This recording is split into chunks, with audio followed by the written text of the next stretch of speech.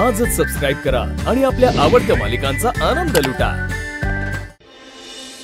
तारा पळून गेली खरं, पण ती स्वतःच्या जीवाचं बरं वाईट करून नाही घेणार ना? नाही, तसं नाही करणार ती। मी ओळखतो तिला।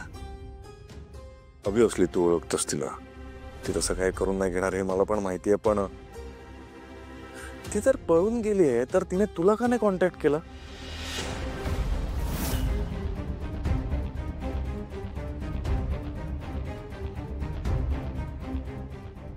हा एवढा रिलॅक्स कसं काय? मला कळत नाहीये, म्हणजे तारा पळून गेली, हा शांत आहे याचा अर्थ। एक मिनिट, तुम्ही तिला पळवून नाही आणलं ना? बबलू,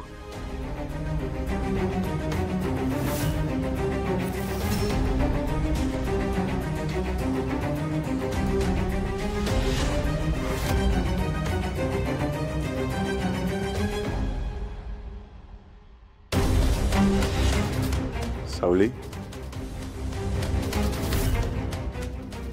ते मी नाही तू असं नाही करणार, माहितीये मला।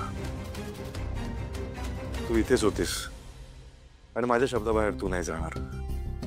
माझा ट्रस्ट ब्रेक तू नाही करणार, बरोबर? बरोबर ना?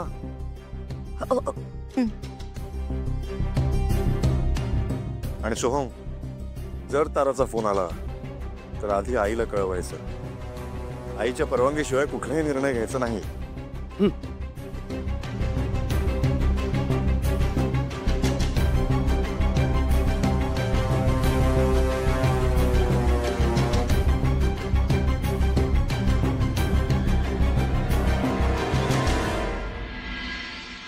अरे यार, सारंगाचा विश्वास तोडलाय आपण। त्याच्यापासून काय लपू शकत नाही। त्याला सांगायला तर हवं, पण सांगणार कसं?